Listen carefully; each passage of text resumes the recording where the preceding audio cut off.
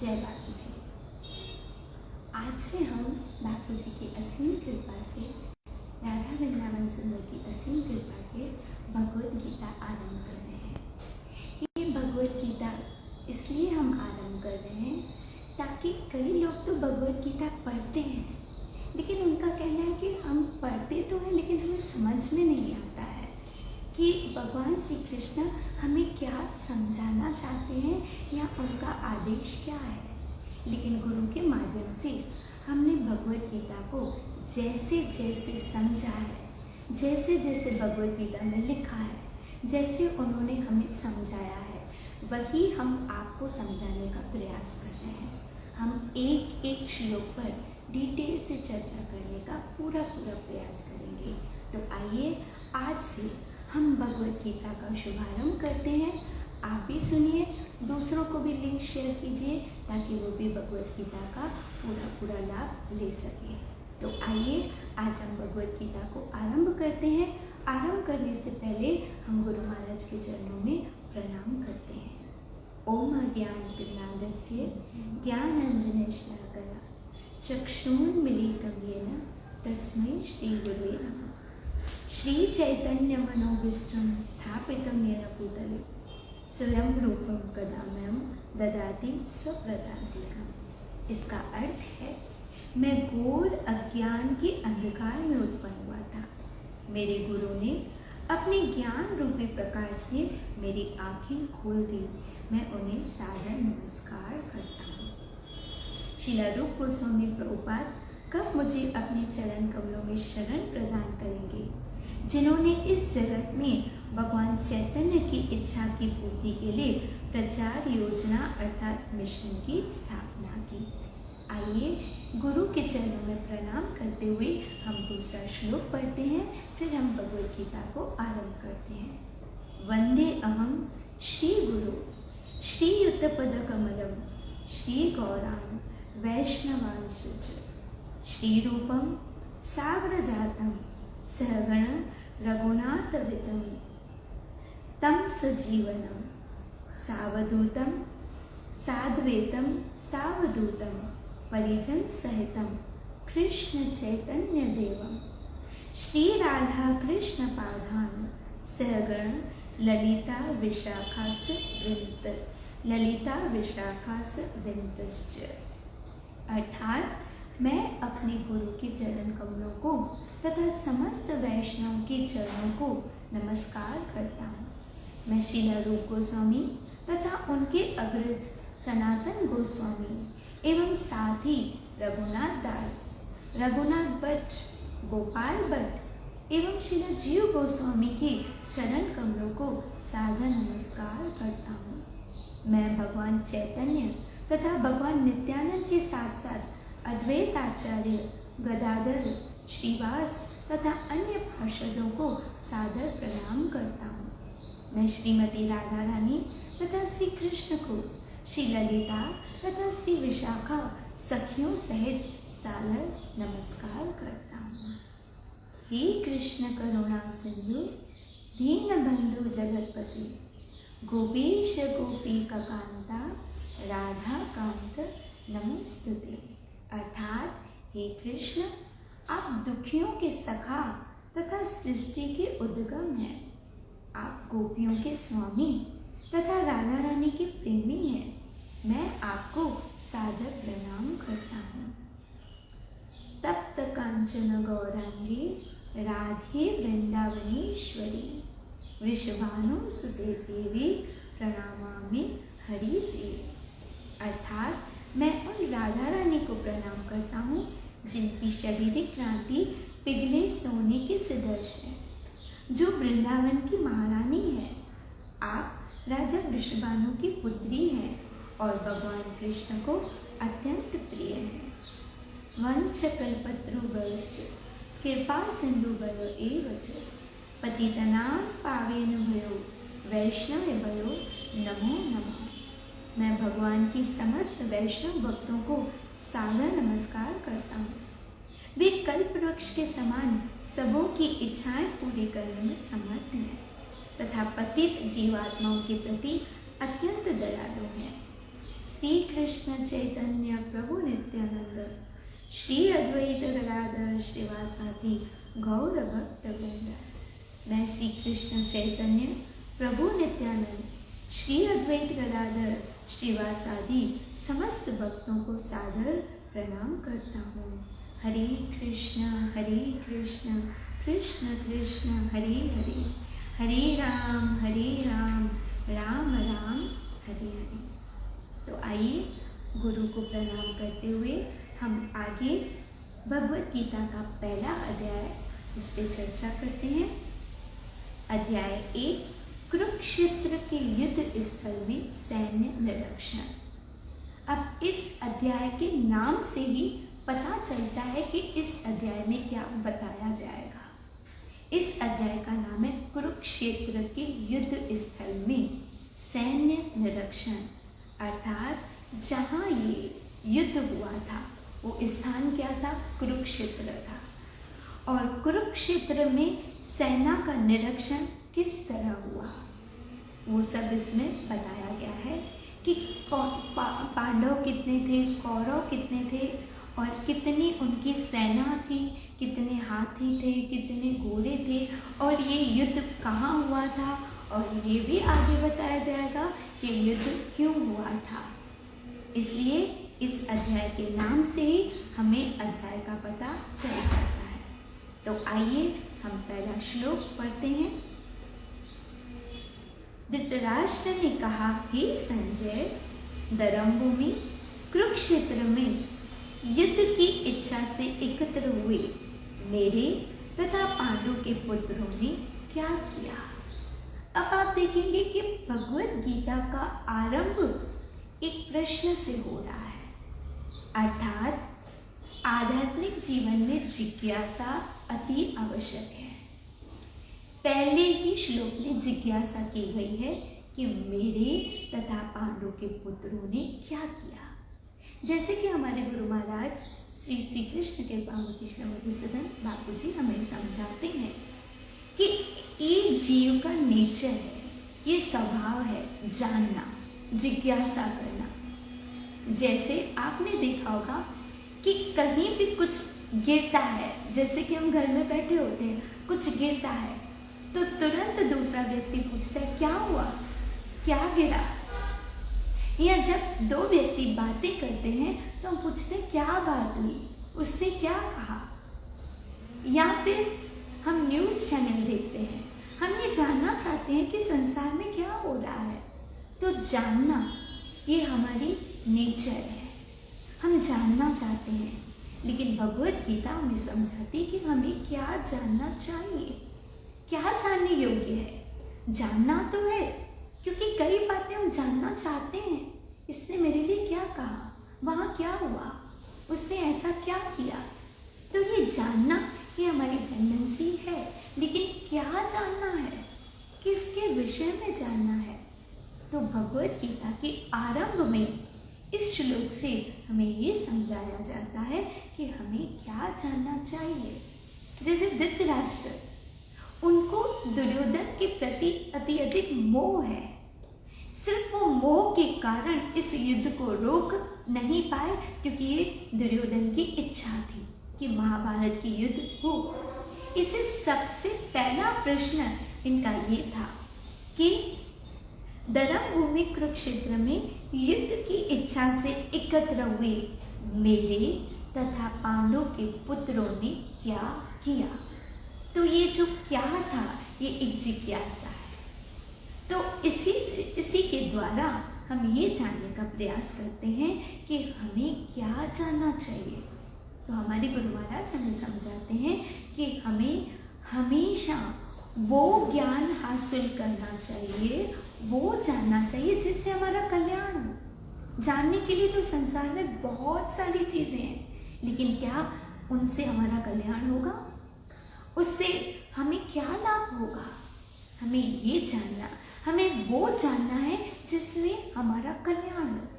और हमारा कल्याण है कृष्ण के विषय में जानने से, कि ये जानना है कि मेरा कल्याण कैसे होगा, कृष्ण कौन है, कृष्ण से हमारा क्या संबंध है, कृष्ण हमारे रिश्ते में कृष्ण से हमारा रिश्ता क्या है, ये जानना अति आवश्यक है। और अगर हमने ये जान लिया कि मैं कौन हूँ, कृष्ण कौन है, कृष्ण से मेरा क्या संबंध है, अगर हमने ये जान लिया तो समझो हमारा मनुष्य जीवन सार्थक हो जाएगा। आज तक हमने संसार में बहुत सारी चीज़ों को जाना, लेकिन क्या लाभ हुआ? क्या उससे हमारा मनुष्य जन्म सार्थक हुआ? क्या उससे हमारा कल्याण हुआ? नहीं ना। तो आइए आज से हम ये जानें कि हमारा मनुष्य जन्म किससे सार्थक होगा। और जिस दिन हमारे मन में ये जिज्ञासा हुई कि मैं कौन हूँ और मेरा शाश्वत संबंधी कौन है, उसको कहते हैं अथातो ब्रह्म जिज्ञासा। अर्थात हमें ब्रह्म की जिज्ञासा हुई। तो आइए सबसे पहले हम ये जानते हैं कि मैं कौन हूँ। तो मैं ये शरीर नहीं हूँ, मैं आत्मा हूँ। अब आत्मा क्या है? आत्मा परमात्मा का अंश है, नित्य है, शाश्वत है। जब दूसरे चैप्टर पे हम चर्चा करेंगे तो उसमें आत्मा के विषय में बहुत ही स्पष्ट रूप से बताया गया है। उस चैप्टर में हम आत्मा का ज्ञान हासिल करेंगे। अब तक हम ये जानते हैं कि मैं कौन हूँ, मैं एक आत्मा हूँ, लेकिन हमने अपने आप को शरीर समझा है। इसलिए हम जो भी शरीर के विषय में वार्ता होती है उसको सुनने के लिए ज़्यादा जिज्ञासु रहते हैं, क्योंकि हम शरीर समझते हैं। और जैसे ही हमने इस संसार में पहला कदम रखा तो हमें यही बताया गया कि ये लड़की है, ये लड़का है, ये इसकी माँ है, ये इसका पिता है, ये इसकी दादी है, ये इसका दादा है। अर्थात शरीर के संबंध के विषय में ज्ञान दिया गया, हमें आत्मा के विषय में नहीं समझाया गया। क्यों? क्योंकि हम शरीरधारियों के बीच में जब हम जन्म लेते हैं तो हमको शरीर के विषय में समझाया जाता है। फिर जैसे जैसे हम बड़े होते हैं हमें ये समझाया जाता है कि तुमको पढ़ना है। क्यों पढ़ना है? तुम्हें एक बड़ा इंसान बनना है, तुम्हें डॉक्टर बनना है, तुम्हें इंजीनियर बनना है, तुम्हें साइंसदान बनना है। तो हमें ये सिखाया जाता है, अर्थात हमें शरीर का ज्ञान दिया जाता है। फिर कभी हम टीवी खोलते हैं तो कहती कि ये क्रीम लगाओ जिससे तुम गोरे हो जाओगे, तुम ये ऑयल लगाओ या ये क्रीम यूज़ करो तुम्हारे बाल लंबे हो जाएंगे, ये लिपस्टिक लगाओ तुम्हारे लिप्स सुंदर लगेंगे, ब्यूटीफुल लगेंगे। हमें शरीर का ज्ञान दिया गया, इसलिए हम अपने आप को शरीर ही मान बैठते हैं। लेकिन शरीर से ऊपर एक आत्मा है, उस आत्मा के कारण ये शरीर है। अगर आत्मा शरीर से निकल गया तो इस शरीर का कोई वजूद नहीं है। इसलिए ये भगवत गीता हमें आत्मा का ज्ञान प्रदान करती है। भगवत गीता, हमारे गुरु महाराज कहते हैं कि भगवत गीता बहुरंगी शास्त्र है। जैसे जैसे आप भगवत गीता सुनेंगे आपको भगवत गीता इतना इंटरेस्टिंग चैप्टर लगने लगेगा, आपको बड़ा आनंद आएगा। भगवत गीता में 7 रंग हैं, जैसे रेनबो 7 कलर मिलता है, ऐसे भगवत गीता में 7 रंग हैं। भगवत गीता हमें जीना सिखाती है, भगवत गीता हमें रास्ता दिखाती है। भगवत गीता एक मोटिवेशनल शास्त्र है। भगवत गीता हमको हंसना सिखाती है। भगवत गीता हमको हमारी मुसीबतों से, हमारे दुखों से लड़ना सिखाती है। भगवत गीता हमें एक राह दिखाती है। भगवत गीता सबके लिए, हिंदू मुस्लिम जिस भी जाति का हो, जिस भी कास्ट का, जिस भी धर्म का हो, भगवत गीता सबके लिए ज़रूरी है। लेकिन भगवत गीता को पढ़ने के साथ साथ भगवत गीता को समझना है, और समझने के लिए हमने ये आरंभ किया है ताकि आप सब एक एक श्लोक की गहराई में जाके उसको समझने का प्रयास करें। तो यहाँ जैसे आज हमने समझा कि भगवत गीता का आरंभ एक प्रश्न से किया जा रहा है कि मेरे तथा पांडव के पुत्रों ने क्या किया। ठीक इसी प्रकार हमारे जीवन में हमें कभी कभी अपने आप से प्रश्न पूछना है। क्या प्रश्न पूछना है? कि मैं कौन हूँ? क्योंकि कई लोग कहते हैं तुम मेरी बेटी हो, तुम मेरे बेटे हो, तुम मेरी पत्नी हो, तुम मेरे पति हो, तुम मेरी माँ हो, तुम मेरी बहू हो, तुम मेरी सास हो। तो हमको तो कई हिस्सों में बांट दिया गया है, लेकिन वास्तव में हम कौन हैं? और जो लोग ये दावा करते हैं कि तुम मेरी हो, तुम मेरी हो, लेकिन हम किसके हैं? ये सब जानना है हमें, इस भगवद गीता के माध्यम से जानना है। हम कौन हैं, हम किसके हैं, हम क्यों आए हैं और हम क्या कर रहे हैं। ये सारे प्रश्न पहले तो हमें अपने आप से पूछने हैं। मैं कौन हूँ, मैं किसका हूँ, मैं यहाँ क्यों आया हूँ, मेरे इस भौतिक संसार में आने का कारण क्या है, और क्या मैं जिस लिए आया हूँ वो मैं कर रहा हूँ या मैं कुछ और कर रहा हूँ। ये सारे प्रश्न जैसे भगवद गीता का आरंभ प्रश्न से हुआ है, ऐसे आध्यात्मिक जीवन का आरंभ प्रश्न से है। क्योंकि जब आपके मन में प्रश्न आएगा तो आप उत्तर ढूंढने के लिए कहीं जाएंगे या अपने अंतर में ही उत्तर ढूंढने का प्रयास करेंगे। जब आपको अपने अंतर मन में इसका उत्तर नहीं मिलेगा, तब आपको खोज करनी पड़ेगी कि कौन मेरे इस सवालों का जवाब देगा। याद रखो, जब तक इन सवालों का जवाब नहीं मिलेगा, तब तक हम अपने जीवन के लक्ष्य तक पहुंच नहीं पाएंगे।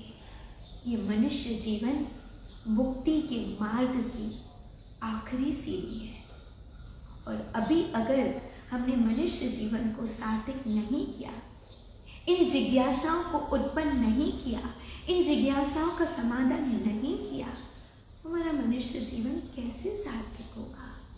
इसलिए जैसे भगवद गीता का प्रारंभ एक क्वेश्चन मार्क से है, तो हमारा भी प्रारंभ एक क्वेश्चन मार्क से है। सबसे पहला आप सब नोट करते जाइए। सबसे पहला क्वेश्चन आज आपको अपने आप से पूछना है कि मैं कौन हूँ, मैं कौन हूँ। दूसरा क्वेश्चन, मैं किसका हूँ। तीसरा क्वेश्चन, मैं इस संसार में क्यों आया हूँ। आगे तो क्वेश्चन होते रहेंगे, इन 3 सवालों का जवाब आपको ढूंढना है। और अगर आपको पता है तो मैं आपसे रिक्वेस्ट करूँगी, अगर आप इंटरेस्टेड हैं तो आप इसका उत्तर कमेंट बॉक्स में लिख सकते हैं, ताकि मुझे भी पता चले कि आपका ज्ञान कहाँ तक है, कहाँ तक अब तक आपने समझा है। उस हिसाब से हम कल का लेक्चर लेंगे, तो आप प्लीज़ अपना उत्तर देंगे। और अगर आपके पास इसका उत्तर नहीं है तो कल इसको जानने का प्रयास कीजिएगा कि हम कौन हैं और हम किसके हैं और हमारे यहाँ आने का कारण क्या है। क्यों? क्योंकि आध्यात्मिक जीवन का शुभारंभ एक क्वेश्चन मार्क से होता है। जो भी चीज़ हम जानना चाहते हैं पहले उसके विषय में पूछते हैं। एक छोटा सा भौतिक उदाहरण मैं आपको देती हूँ कि हमें पता चला कि कोई पिक्चर, कोई मूवी किसी थिएटर में लगी है। अगर कोई वो मूवी देख के आया तो सबसे पहले हम पूछेंगे पिक्चर कैसी थी, कौन से थिएटर में थी, उसका एक्टर कौन था। तो जब हमें उसका जवाब मिलेगा और अगर सामने वाला कहेगा पिक्चर बहुत अच्छी थी, फलाने थिएटर में थी, ये हीरो था, बहुत ही इंटरेस्टिंग थी, तुरंत हमारे मन में एक इच्छा होगी वो पिक्चर मैं देखूं। क्यों? क्योंकि आपको उससे सामने वाले ने उसके प्रति रुचि उत्पन्न करवाई, मन में, आपके मन में एक इच्छा जागृत हुई कि वो पिक्चर मैं देखूं। तो पहले आपने उससे प्रश्न किया पिक्चर कैसी थी, कौन से थिएटर में थी, हीरो कौन था। ठीक इसी प्रकार जैसे ही सुना आपने मन में भाव बनाया कि इस दिन पे मैं फ्री हूँ, मैं वो पिक्चर देखने जाऊंगी, आपने वो भाव बनाया। ठीक इसी प्रकार जब आप जानेंगे मैं कौन हूँ, मेरा कौन है, क्योंकि बहुत लोगों को हमने मेरा शब्द यूज़ किया है, बहुत लोगों के आगे ये मेरी माँ है, ये मेरा पिता है। अब आप देखते जाना हमने मेरा शब्द कितने लोगों के साथ जोड़ा है। ये मेरी बेस्ट फ्रेंड है, ये मेरा कज़िन है, ये मेरा बॉयफ्रेंड है, ये मेरी गर्लफ्रेंड है, ये मेरा पति है, ये मेरी पत्नी है, ये मेरे बच्चे हैं, ये मेरे पोते हैं। देखा मेरा शब्द कितने लोगों के साथ जुड़ा। लेकिन एक सवाल मैं फिर आपसे पूछती हूँ, जितने लोगों के साथ आपने मेरा शब्द जोड़ा, क्या वो सबके सब आपके हैं? क्या वो सबके सब सनातन संबंधी है? पहले भी थे, आज भी हैं, आगे भी रहेंगे। क्योंकि आपने इतने दावे के साथ कहा मेरा शब्द आपने यूज किया, लेकिन क्या वो वास्तव में मेरे हैं? अगर वो मेरे हैं तो फिर वो मेरे इमोशंस को क्यों नहीं समझते हैं? अगर वो मेरे हैं तो हमेशा मेरे साथ क्यों नहीं रहते हैं? अगर वो मेरे हैं, जैसे माता पिता, उन्होंने कहा कि मेरी बेटी है, फिर उन्होंने मुझे पराए घर में क्यों भेजा? और अगर पति ने कहा मेरी है, तो ऐसे कई पतियों ने कहा कि मेरी पत्नी है, फिर वो आधे सफर में चले क्यों गए?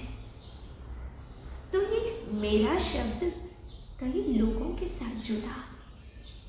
लेकिन आज एक और सवाल मैं आपके आगे रखती हूँ, जो आपको अपने आप से पूछना है कि जिन जिन जिन जिन लोगों के साथ मैंने मेरा शब्द यूज़ किया, क्या वो वास्तव में मेरे हैं या वो मेरे बन पाएंगे? क्योंकि मेरा अर्थात जो हमेशा से मेरा हो, हमेशा से, जो मेरा साथ कभी भी ना छोड़े। और तो और, क्या ये शरीर मेरा है? ये शरीर मेरा है? क्या ये हाथ मेरा है? क्या ये बाल मेरे हैं? क्या ये दांत मेरे हैं? अगर मेरे होते तो ये दांत मेरा साथ क्यों छोड़ के जाते? ये बाल मेरे होते तो ये बाल मेरा साथ क्यों छोड़ देते? अगर ये हाथ मेरा है तो ये हाथ मेरा साथ क्यों छोड़ता? तो मेरा कौन है? किसको मेरा कह सकते हैं? किसको हम सनातन संबंधी कह सकते हैं, जिससे हमारा संबंध इटर्नल हो? वो कौन है? ये सारी जिज्ञासाएं हमारे मन में उत्पन्न होना ज़रूरी है, क्योंकि याद रखो ये मनुष्य जीवन बहुत दुर्लभ है। ये सिर्फ एंजॉयमेंट के लिए नहीं है, एंजॉयमेंट के साथ साथ इसका मंथन होना जरूरी है। और मंथन किससे होता है? सत्संग से। सत्संग का भाव कब होगा? जब हम भगवत गीता को गंभीरता से समझने की कोशिश करेंगे। तो सबसे पहले भगवत गीता के श्लोक पे आज हमने चर्चा की। इसमें क्या सवाल था, अर्थात शुरुआत किससे थी? एक क्वेश्चन मार्क से, और वही क्वेश्चन मार्क हमने अपने जीवन में लगा दिया आज। जैसे भगवत गीता का शुभारंभ एक क्वेश्चन से है, ऐसे आज से हमारे आध्यात्मिक जीवन का शुभारंभ एक क्वेश्चन से है। तो इस भगवत गीता में धृतराष्ट्र ने संजय से पूछा कि धर्म भूमि में कुरुक्षेत्र में युद्ध की इच्छा से एकत्र हुए मेरे तथा पांडु के पुत्रों ने क्या किया? अर्थात धृतराष्ट्र ये जानना चाहते हैं कि ये जो महाभारत की युद्ध आरंभ होने वाली है, तो उसमें मेरे पुत्र की सेना कितनी है और पांडु के पुत्रों की सेना कितनी है? इस वक्त मेरे पुत्र क्या कर रहे हैं और पांडु के पुत्र क्या कर रहे हैं? क्योंकि धृतराष्ट्र वहाँ बैठे बैठे उस युद्ध की भूमि को देख रहे हैं। वो देख नहीं रहे क्योंकि वो सूरदास हैं, लेकिन वो कानों के द्वारा सुनते हुए देख रहे हैं। जैसे कोई चीज़ हमने देखी नहीं होती है, लेकिन सुन के उसका अनुभव करते हैं। तो उनको बताने वाले संजय को गुरु की कृपा से ऐसा वरदान प्राप्त हुआ कि वो वहाँ बैठे बैठे उस युद्ध भूमि के दृश्य को देख सकते हैं। वो देखते हुए बताते हैं, संजय बता रहे हैं और धृतराष्ट्र सुन रहे हैं। वो देख के अनुभव कर रहे हैं और सुन के धृतराष्ट्र सुन के उसकी कल्पना कर रहे हैं कि वहाँ क्या क्या हो रहा है। तो सीन आप अपने सामने क्रिएट कीजिए कि धृतराष्ट्र बैठे हैं जो देख नहीं सकते हैं, और संजय जो वहाँ बैठे बैठे युद्ध भूमि के मैदान को देख सकते हैं। जैसे एक उदाहरण दूँ, जैसे हम कभी कभी लाइव देखते हैं तो वो लाइव हो सकता है पता नहीं कितना दूर हो, लेकिन वो लाइव हम बैठे देख सकते हैं। तो ये टेक्नोलॉजी तो कृष्ण से पहले ही स्थापित की गई संजय के द्वारा कि वो बैठे बैठे देख सकते थे कि युद्ध भूमि में इस वक्त एट प्रेजेंट क्या हो रहा है, और वो सामने पूरा सीन क्रिएट कर रहे हैं। देख के वो सुन के उस सीन को क्रिएट कर रहे हैं। तब उन्होंने पूछा, संजय तुम बताओ कि वहाँ क्या हो रहा है, मेरे बेटे क्या कर रहे हैं। मेरे बेटे अर्थात दुर्योधन जो धृतराष्ट्र के 100 पुत्र थे वो क्या कर रहे हैं, और पांडव जो उनके भाई के पुत्र हैं वो क्या कर रहे हैं। वो ये सब कुछ देखना चाहते हैं। अब इसका उत्तर और जो हमने आज जिज्ञासाएं, जो क्वेश्चन मार्क आज हमने छोड़े हैं, उसका उत्तर हम कल पर छोड़ते हैं। और यूं ही जुड़ते रहिए। कल फिर हम मिलेंगे 8 बजे, सुबह के 8 बजे भगवद गीता के पहले अध्याय के दूसरे श्लोक के साथ। तब तक जपते रहिए हरे कृष्ण कृष्ण कृष्ण हरे हरे, हरे राम राम राम